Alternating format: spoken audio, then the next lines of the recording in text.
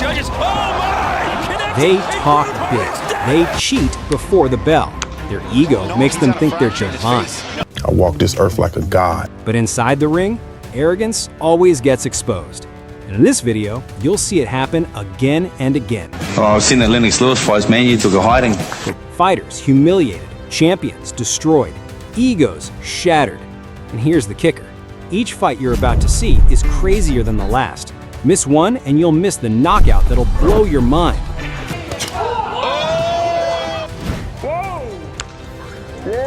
This guy's name is Ryan Jett, and in his fight against Cub Hawkins, he pulled a cheap move, slapping him right across the face. Hawkins hadn't done a thing wrong, just minding his own business eating a banana. But that slap lit a fire. Hawkins came in with a perfect record, 4 wins, all first-round finishes. And with the arena shaped like a triangle, he had every advantage to corner Jett. From the start, Hawkins kept closing the distance, giving Jett no room to escape. Sense of timing, so it's... By the end of round 2, Ryan's face was a mess of bruises, and it only got worse. By round 4, that smug grin was gone, his body beaten down until the fight had to be stopped. Hawkins not only punished him, he walked out with the championship belt. You know, if you go in 12 rounds and you're a heavyweight, something's wrong. Some fighters let their fists do the talking. Others talk big first, then pray their fists can keep up. Charles Martin, he talked like a god. I walk this earth like a god. That one line became his downfall. In 2016, flying will London with the IBF heavyweight title, a belt once held by Tyson Fury, but he hadn't earned it by beating a champion. He picked up a vacant title against Vladislav Glazkov, a second-tier contender who tore his ACL mid-fight and couldn't continue. Just like that, Martin was champion, but it felt like a fluke. Still, Martin didn't just think he was the best, he thought he was untouchable. This is no force. I hit him in the body and his legs will fly out. So I'm gonna knock him out, period. And I'm gonna get right over you. I'm gonna step right over you. I'm a world champion now, and I'm gonna keep it. She's staying right there with me, ain't going nowhere. He walks this earth like a god. I am a god. I'm blessed. My The destiny bell is rang rare. against Anthony Joshua, reality hit. Joshua stood tall, calm, and calculated, waiting for his shot. In round 2, he found it. A clean, thunderous right hand dropped Martin flat. Martin sat there blinking, stunned, like he couldn't believe what had just happened. Seconds later, another crushing right hand sent him down again, for good. In less than 5 minutes, the man who claimed to walk this earth like a god was exposed. I walk this earth like a god. Then came one of the dirtiest moments outside the ring. A fighter in a red shirt, cigarette dangling from his mouth, started blowing smoke in his opponent's face, then shoved him. But that wasn't the lowest point. At the press conference, when Shane Mosley's wife leaned forward, this guy had the nerve to slap her. She fired back by tossing water on him, but that wasn't enough. The real payback would come in the ring. Fueled by rage and laser focus, Mosley stepped in cold, ready to tear him apart. From the start, Mosley showed he was superior in every way.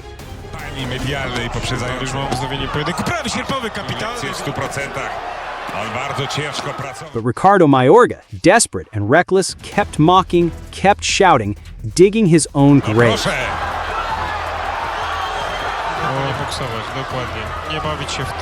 Mosley didn't waste time. One perfect punch broke through Mayorga's bravado and broke his ribs. Mayorga crumbled, crying out in pain. That shot didn't just end the fight. It restored Mosley's pride and erased every insult thrown his way. Double chin, no chin. Double chin, no chin right here. Some fighters talk themselves into a fight. Others talk themselves straight into humiliation. Phil LaGreco managed to do both. In 2018, Amir Khan stepped back into the ring after the longest layoff of his career. 2 years earlier, Canelo Alvarez had knocked him cold. Fans wondered, did Khan still have it or was he finished? LaGreco thought he saw an easy target. He didn't just trash talk Khan, he crossed the line.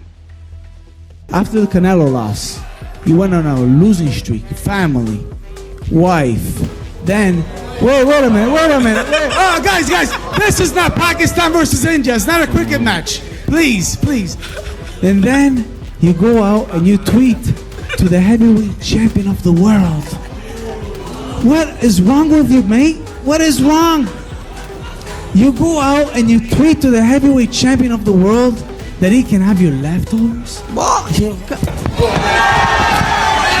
From the opening bell, Khan came out like a man possessed. The very first punch, a blistering 1-2, snapped LaGreco's head right back before he even knew what hit him. A left hook followed, dropping him to the canvas in just 15 seconds.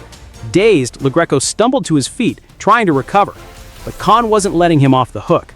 Another lightning-fast barrage, right hand, left hook, and then a brutal finishing combo left LaGreco defenseless. The referee had no choice. Stopped in just 40 seconds. All that trash talk erased in less than a minute. And LaGreco wasn't the only cocky fighter who got instant payback. You can put that on camera. You can put that on the record. I'm gonna beat that guy up. I'm gonna put this through your fucking face, bro. Done. The Hulk, Todd Stout, tried to clown Morocco's Big Mo Boubakrri and paid the price for it.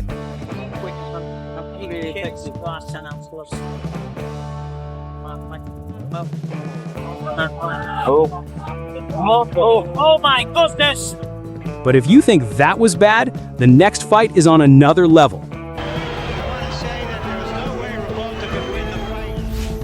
A cocky Olympic champion mocked a young Mike Tyson, and Iron Mike made him pay with blood and tears.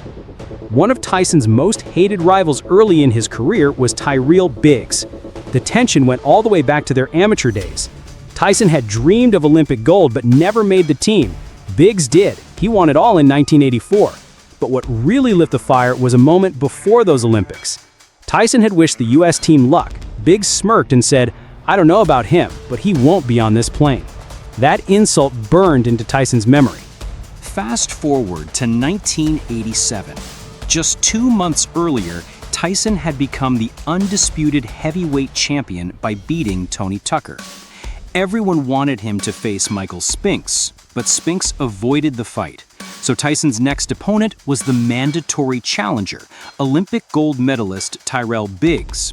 He was undefeated and still arrogant. Before the fight, Biggs kept running his mouth. "I've known Tyson a long time. He's strong, but strength won't hurt me. I'll outbox him. His name means he's my son. I'm his daddy." Big mistake. Tyrell Biggs. 3 questions that Mike Tyson. That fall, they finally met in the ring. He has found a pattern in Tyrell. Punch actually is thrown. Well, whatever he does, to be effective, whether or not Biggs can keep on from Biggs. The first round went Biggs' way. He used his jab, landed more than half of them, and even outscored Tyson. 5 years ago, but he really bothered. There is the hook again because his hands are down. For a moment, it looked like his plan was working. But in round 2, everything changed. Shots from Tyson. You see an exchange toe-to-toe, like I said earlier. You can't do it. And the way that Biggs is moving from right to the left hook. Tyson cracked him with a vicious right hook that split Biggs' lip wide open. From that moment, the fight belonged to Mike. There was a big, got nailed with the left hook. He has shown. Biggs has been on his fight. That was the left hook, Barry. That was the left hook I was talking about. Sure. But hands down, Biggs, the left hook has been scoring. As Michael. By round 3, Biggs had a nasty cut under his left eye. 1-2. Same thing. 1-2. And he throws it.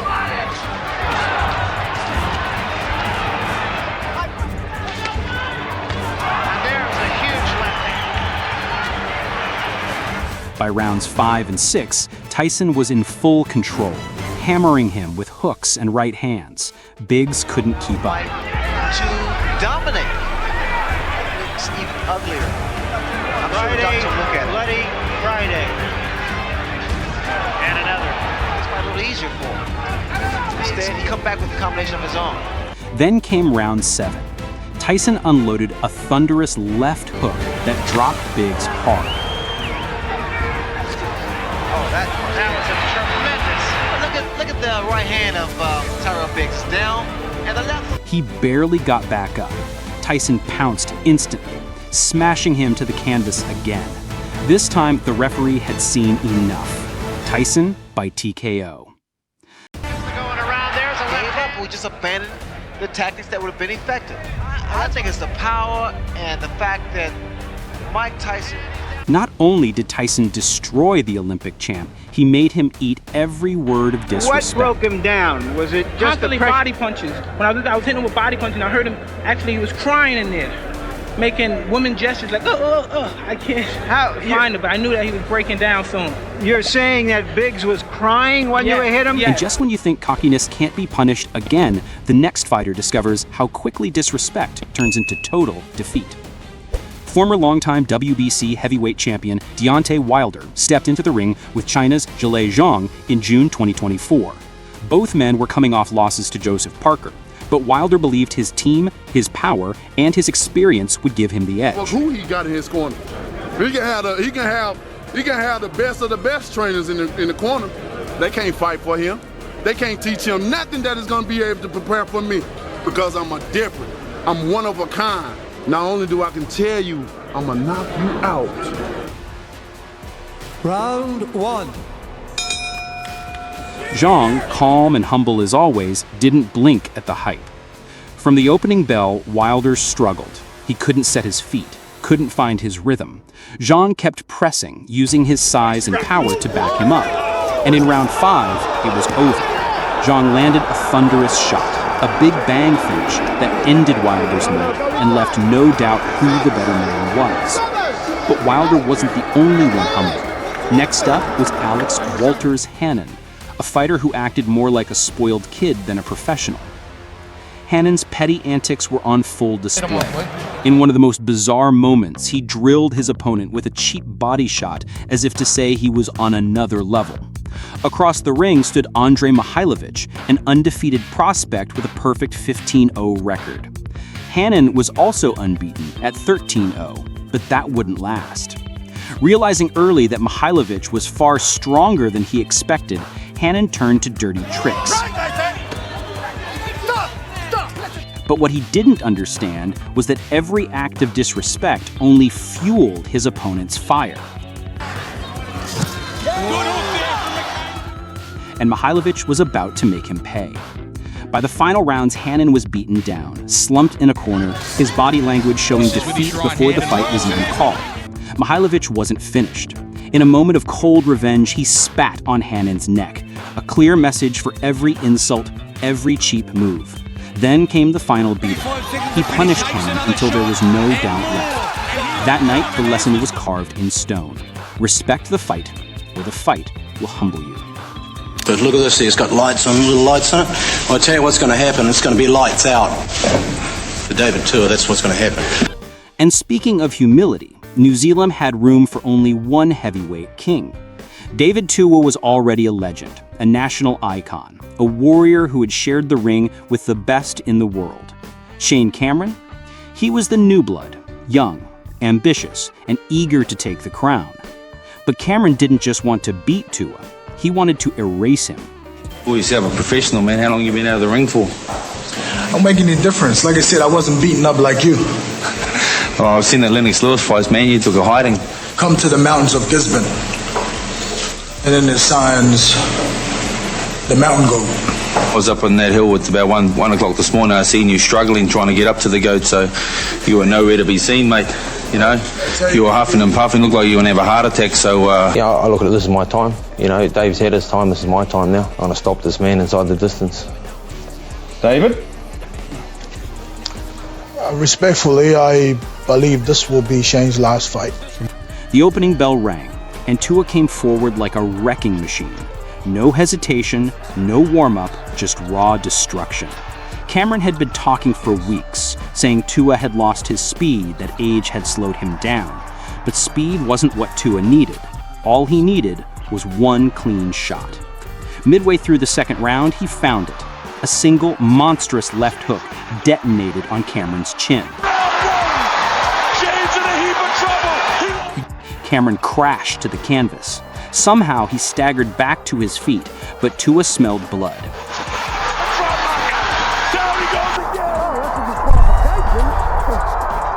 Immediately he's trying jab. Gets hit again with a right hand. Left hook. He's not going to last this round. David's The follow-up attack was savage, an avalanche of punches that left Cameron defenseless and broken. The referee had no choice but to stop it. 2 rounds, less than 6 minutes. Months of trash talk erased in a storm of punches. David, where to from here, mate? What happens next? I think I'm gonna go to Burger King. To his destruction was merciless, but the next fighter proves that flashy moves and overconfidence can end just as violently in a single, crushing moment. Michael Venom Page was a showman unlike anyone else.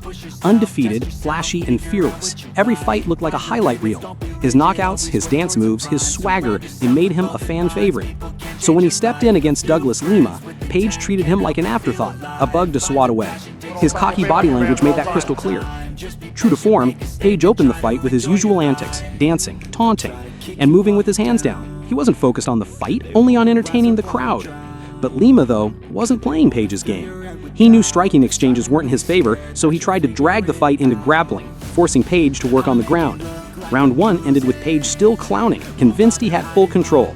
But in round 2, reality struck like a hammer. In the blink of an eye, Lima landed a perfect shot. Page hit the canvas unconscious. His undefeated record shattered, his cocky grin erased. For the first time in his career, Michael Venom Page tasted the cold truth of a knockout. In a classic matchup, light welterweight legend Aaron Pryor returned to the ring after a 2-year layoff to face journeyman Bobby Joe Young. Pryor was unbeaten, confident, and dismissive. Before the opening bell, he even tried to rough up Young. Disrespect on full display. Aaron Pryor! When the fight started, Pryor treated the ring like a stage, showboating and taunting instead of focusing. Mid against the opponent tonight, Bobby Joe Young, and so starting to come on, putting a little bit of pressure on Bobby Joe, but Bobby Joe looking to land that big right hand. He used that walk-away move, the Jersey Joe walk-away move. He walked away by Aaron Pryor, and that swelling we mentioned underneath the left eye of Bobby Joe is getting bigger. The guy is using any of the real estate in there. Pryor with a nifty little move. But by the 7th round, the cockiness caught up with him. Bobby Joe Young found a shot and dropped Pryor for a shocking knockout. I'm Randy Gordon along with Letterman. Oh, what a right hand! Bobby Joe Young landed a tremendous right hand, and Aaron Pryor is on clear streak. He is shaking. The legs are just quivering. He got counted out. He actually got up, without the one knee, and got counted out. Unbelievable. That reminds me of what Jerry Quarry did against George Chuvalo in 1969 at Madison Square Garden. He got decked, he went down. The mighty legend had fallen to a journeyman. And then came another cocky fighter who thought he could walk through a storm. I'm Hurricane Peter McNeely from Medfield, Mass. On Saturday night, watch me kick Tyson's ass. Peter McNeely was hyped as a hot prospect. 36 wins and only 1 defeat. But fate put him across from Mike Tyson, fresh out of prison. Tyson had converted to Islam, rebuilt his discipline, and trained himself into peak condition. McNeely, however, didn't show him the respect he deserved. He came charging in, wild, reckless, like a man who had no idea what was waiting for him. For Tyson, that kind of opponent was breakfast. Dropped quickly, got up, and waved his hands as if to say he was fine. But when he tried attacking again, Tyson crushed him. McNeely's night ended in humiliation, and Tyson's comeback roared to life. Just as fierce, just as frightening as the Tyson the world remembered before prison. Russian puncher Dmitry Kudryashov stepped into an exhibition bout with Brazilian MMA fighter Fernando Rodriguez. But before the fight even began, Rodriguez pulled a stunt, handing Kudryashov a pillow, mocking him with the promise of an easy knockout. Это подушка, намек от бразильца. Завтра после нокаута Дмитрий будет спать крепко, но русская кувалда увидел в этой... Once the bell rang, Rodriguez kept taunting, daring the Russian to throw harder shots.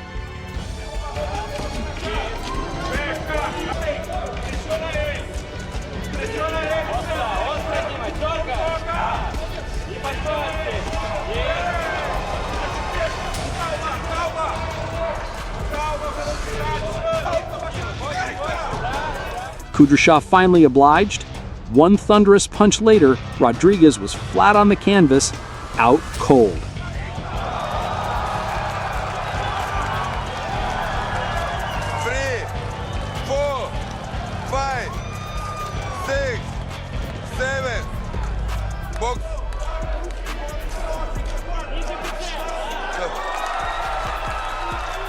Turns out he was the one who needed the pillow.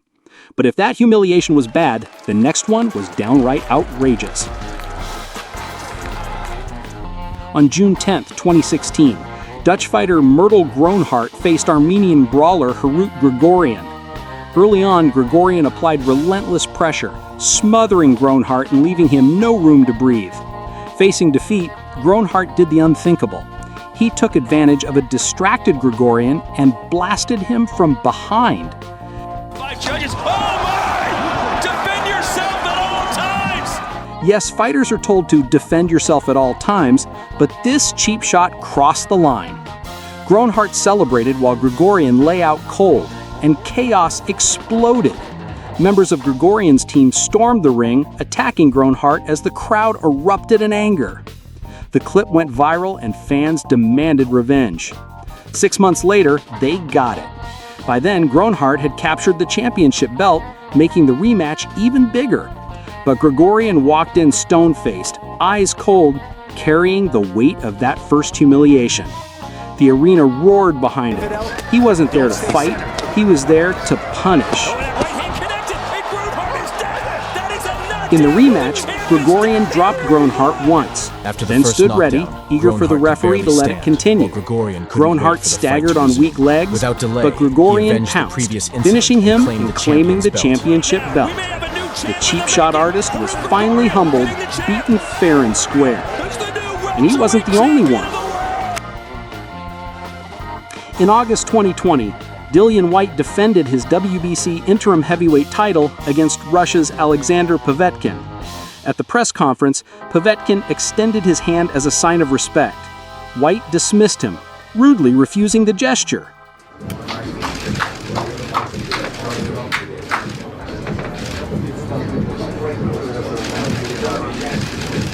Dillian Whyte.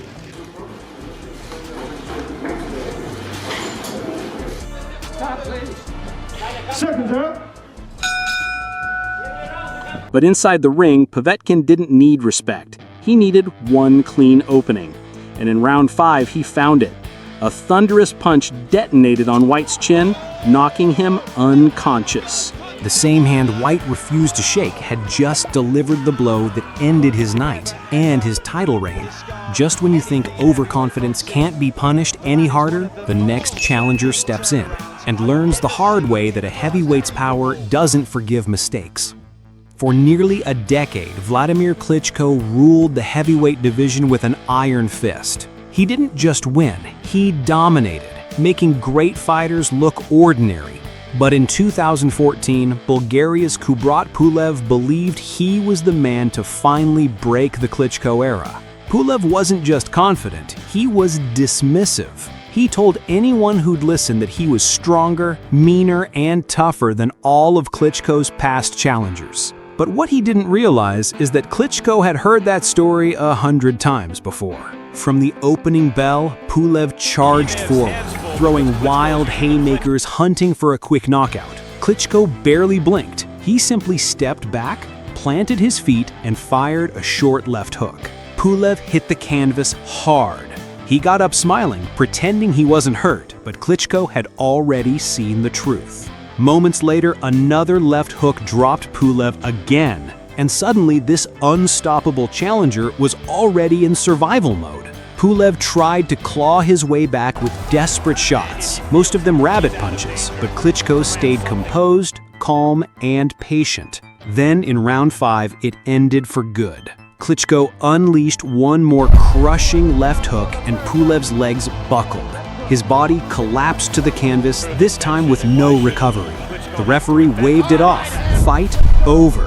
Another loud challenger silenced, another would-be conqueror exposed.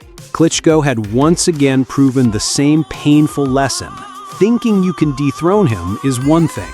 Actually standing up to his power is something else entirely. But arrogance isn't unique to heavyweights. Enter Renaro Hiramoto, a flashy striker with his trademark playful greeting, facing off against the far more serious Kyohei Nagihara, a fighter built on grit and wrestling dominance. From the moment the fight began, the difference was obvious. Nagihara landed a stiff right hook, then immediately drove for a takedown. Hiramoto resisted, desperate to keep the fight standing, but sheer willpower wasn't enough. Nagihara kept dragging him back into his world: pressure, control, and ground dominance. Finally, Nagihara secured top mount, and once he was there, it was over. He rained down strikes with merciless precision until the referee had no choice but to stop it. After his victory, Nagihara marked the moment with a traditional execution gesture: cold, sharp, and final. Another flashy fighter humbled, another lesson written in blood and bruises. And the final act of overconfidence proves that no mask, no swagger, and no tricks can save a fighter from the harsh truth of the ring. Our list of cocky fighters isn't complete without this one: Leandro Silva, the Brazilian who stepped into the ring wearing a primate mask. His opponent was Marek Mazak from Slovakia, a 6-0 prospect. Silva, despite losing his last 3 fights, came in with confidence and precision, completely outclassing his opponent. A little hard, disappointing. No one expected him to perform so flawlessly. Mazak tried to defend and look for openings, but every chance he got ended in humiliation. Silva made it look easy, landing combination after combination, controlling the fight like a maestro. But karma has a way of waiting for the perfect moment. In the second round, Silva opened with another energetic combination, proud of his style. But the mask and the theatrics couldn't protect him forever. His overconfidence caught up with him. A single, perfectly timed strike turned the tide, leaving Silva stunned, humiliated, and defeated. From that day on, he never wore the primate mask again.